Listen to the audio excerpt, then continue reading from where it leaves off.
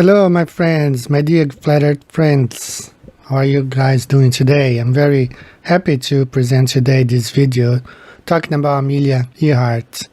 And for the first time, you're going to see her flight path on the flat earth map I have never seen.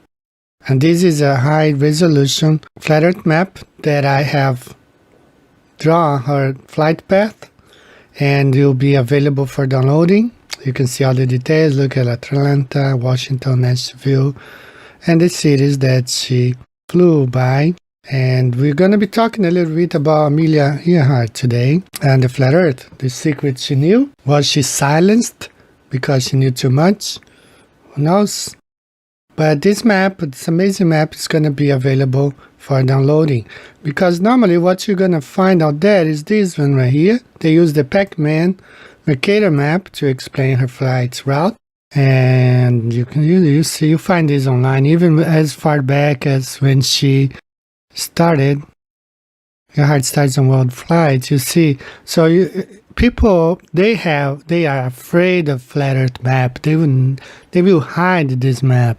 I actually found out this week that Alex Gleason, he made his map available to, if not all, many libraries in the US, but in 1957 they just decided to hide them, all those flat earth maps that were given to those libraries, and luckily somebody found one in 2015-16, the Boston Library. That's the one that we've been used today. It was restored. So they are scared of flat earth map, so they show this Pac-Man map all the time, the Mercator. There it is again. So this is a flight route according to the Mercator. This is a flight route according to the flat earth map. So let's look at this for a minute. This darker black line is the equator. So we can see that most of her trip was between the equator and the Tropic of Cancer. Most of the time. So she left Oakland in the US, Tucson, New Orleans, Miami, San Juan, Puerto Rico, Caripito in Venezuela, and then Paramaribo. Then she crossed the equator to Brazil, Fortaleza, Brazil, and Natal, Brazil. She crossed the equator, and then she crossed back to when she went to Africa, and these are the places she traveled through in Africa until she reached the Middle East here. From there, she went to the Arabian Peninsula, and then Karachi, Pakistan. Then from there, Calcutta in India, Bangkok, and then other places here in Southeast Asia, Singapore. Then she crossed the equator again towards these islands here. And then she went to Port Darwin in Australia. And she traveled here. And the red line means that the places she flew over there, these places right here. All the red lines are her flight path. Now the blue ones was the ones that she was supposed to fly, but then she disappeared when she was close to Howland Island. But, that's why it's blue. It's like incomplete. She was supposed to fly Howland Island, then Hawaii, back to Auckland. So you can see on the flat earth map how everything makes more sense. Her flight path, and this wonderful map with her flight path will be available online. I want to thank Eric Dubay. I sent him this map and he made a file available online. So you guys, I'm going to place the link here. You can download it. If you're a history teacher, you want to teach the things the way they really work. This is the flat earth map showing Amelia's flight path on the flat earth. Now, I will add some footage. First, I'm going to be reading from the book that we use. We actually use a book in our school, and there's a chapter that talks about Amelia Earhart. So I'm going to be reading a passage of that book. Then I'm gonna add some more footage from other channel that I found really interesting about Amelia Earhart. First of all, I wanna also show you guys this thing here. Yes, this is Amelia, and this is Admiral Byrd. Did she know about the flat earth? More picture here, Amelia, Admiral Byrd, the same one who said there is more land beyond Antarctica. Our very distinguished guest for this evening is Admiral Richard E. Byrd. Admiral Byrd, you've been to both the North Pole and the South Pole. Is there any unexplored land left on this earth that might appeal to adventurous young Americans? But strangely enough, there's left in the world today an area as big as the United States that's never been seen by a human being. And that's beyond the pole on the other side of the South Pole from Middle America. And I think it's quite astonishing that there should be an area as big as that unexplored. This is a tremendous So challenge. there's a lot of adventure left down at the bottom of the world. Admiral, do you hope to see that? I do. And that's her again, Amelia Earhart, Admiral Byrd, right here. Not sure if those pictures were taken the same day, because this picture and this one, she is not only wearing the same clothes, but you can see as a photographer myself, this is one camera right here, and this is the second shooter shooting from the side. So these two was taken at the same day, of course. This seems to have been taken a different day. He's wearing uniform, of course, but she's wearing different clothes. But this is really interesting. Okay, so she probably knew. And one more thing that I want to talk about maps. It seems like she had a problem with the Mercator. Now, everybody had problems with the Mercator. I showed a couple videos ago how during the Second World War, they needed a reliable map. Reason why they came up with the projection, the azimuthal equidistant projection during the Second World War, because the globe wasn't working. The Mercator map wasn't working. So they came up with several different printing of the flat earth map during the Second World War, as we see here in this video. During the Second World War, you see lots of flat earth map coming to light, being published, because they could not count on the globe or the Mercator. Everything started to change in the mid-20th century. There was a world war, and more airplanes were being used than ever before. Editorials published in the New York Times in the 40s called for the Mercator to be discarded and reminded readers the grossness of its errors should not be forgotten. In a series of orthographic maps in 1942 and 43, Fortune magazine declared the Mercator is no map for global war, and it was a dangerous map to use in studying global strategy. An expose on cartography Life published around the same time called the Mercator a mental hazard in a war that is plotted on great circles across the land and sea and through the air. There are several versions of it, and you see pictures, even Hitler, next to flat earth map, and I'm going to be displaying here, and as you see here displayed, some of the ones came up during the Second World War. Because Earth is not a globe, they could not rely on a globe projection or a Mercator projection, and so many problems they had, so that's why they came up with the flat earth map during the World War II. Now nowadays it's different because most airplanes fly themselves. Okay, you have the automatic pilot, they program, they punch in the numbers, they basically fly themselves. So, there are pilotless planes out there. So let's go ahead and watch these couple videos. Amelia was born in her grandparents' house in Kansas. Her parents didn't have any money, but her grandparents were rich and sent her to the best schools. At 20, she decided to study nursing and worked in a hospital in World War I. When she was 23, she visited an air show and went up in a plane. At that moment, she knew that she wanted to be a pilot. In 1920, flying was dangerous and people didn't think it was an activity for women. But Amelia took flying lessons, and a year later, she broke her first record. She flew up to 14,000 feet. She married at 34 but never had children.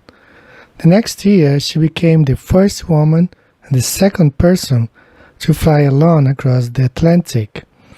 She was now famous and she traveled around the world to talk about her experiences. And in 1935, when she was 38, she became the first person to fly alone across the Pacific. When she was nearly 40, Amelia wanted to be the first woman to fly around the world. She began the 29,000-mile flight to Miami on June 1st, 1937.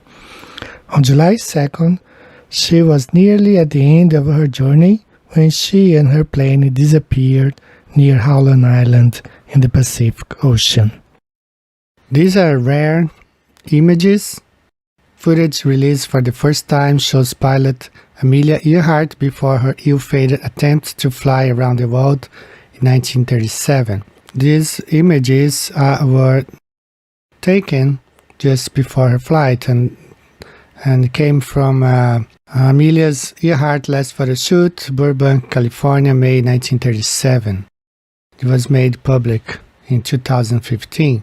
So these are rare images of Amelia before she disappeared. Very rare. So there are many other theories that she was captured by the Japanese, or even some people said that once she crossed the equator, she followed and went to Antarctica. Was it true? We don't know. We don't really know what happened for sure. We all know that Amelia was known for getting lost, but no one knew why, because it was told she kept ending back where she started. But this didn't transpire until after the North America trip. She didn't start getting lost until she decided to take a trip around the world. The first trip she had alleged engine problems. The second trip she got lost and they blamed it on the wind current, but she managed to complete it though. The real reason was because the globe map that she followed wasn't accurate. It was told that she had to draw the map on a flat surface just to get the coordinates right, and she was often complaining how the world drew map wasn't right. Problem number one. As the frantic and fruitless search for Amelia continues, the world may not have heard the last from her. Within hours of her disappearance, distress calls are reported by professional radio operators and later by amateurs with shortwave sets around the Pacific and across the United States. Eventually, more than 100 reports come in, and the Navy and news media take them seriously, looking for clues. If Amelia is using her radio, she must be on land. To charge her batteries, she has to run the Electra's right engine, and it can't run unless the propeller is above water. On the night of July 3rd, calls apparently from Amelia are picked up by Pan Am Airways direction finding stations at Midway, Oahu, and Wake Island. When they track the signals to their source, it's in the Phoenix Islands, which includes Gardner, now called Nikamaroro. Some of the messages could help pin down Amelia's whereabouts. In Rock Springs, Wyoming, 16-year-old Dana Randolph claims to have picked up a call from Amelia, who says she is on a reef south of the equator. A woman in eastern Canada says she hears Amelia saying that the navigator is badly injured. Perhaps the most intriguing report comes from St. Petersburg, Florida. Betty Clank was a teenager in 1937. She often spent the afternoon listening to her family's shortwave radio, which was hooked up to a powerful antenna. And she kept a notebook handy to jot down the titles and lyrics of songs she liked. One July afternoon, while searching the dial, she hears a familiar voice. The first thing I heard was, "This is Amelia Earhart." And that startled me.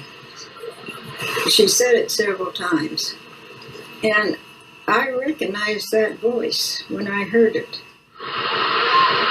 Betty shared her notebook and her memories of that day with Rick Gillespie in an interview for the Tiger Archives.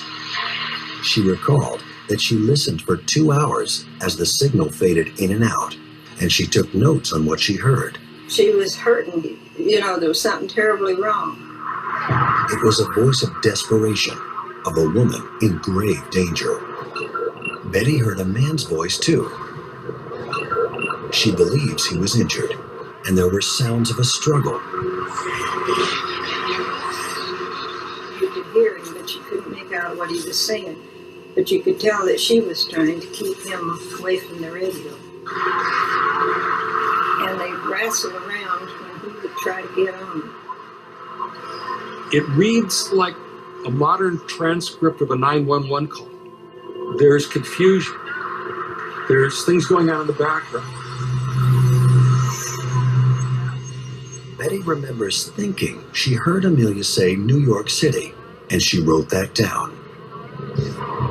And then she writes, or something that sounds like New York. New York City, Norwich City, Norwich City. Where we think the plane landed on the reef is right near the shipwreck, the Norwich City. And so you think of Earhart and Noonan on this island, if they don't know the name of the island, and they want to communicate the one thing about this island that is unique and the piece of information they can give, there's a shipwreck there. And the name of the ship is the Norwich City. Betty's notes about rising water would make sense if the plane were parked on the reef, subjected to shifting tides. At the time she was listening, it was nearly noon on the island. The interior of the metal plane would have been broiling hot, which could explain the injured man's desperation to get out. He was so uncomfortable and so miserable that they would just talk. And then he would kind of get out of his head again. The transcriptions in her notebook give us almost too intimate a picture of what was going on that reef. These people were in horrible trouble. Some have questioned how Amelia's signals could have traveled thousands of miles to be picked up by a few random listeners in North America. You're telling me that this young woman was the only person in the entire world that heard those communications? That doesn't seem reasonable or logical to me. But it is possible. The kind of radio that Amelia had on her plane often created extra signals called harmonics at multiples of the original frequency.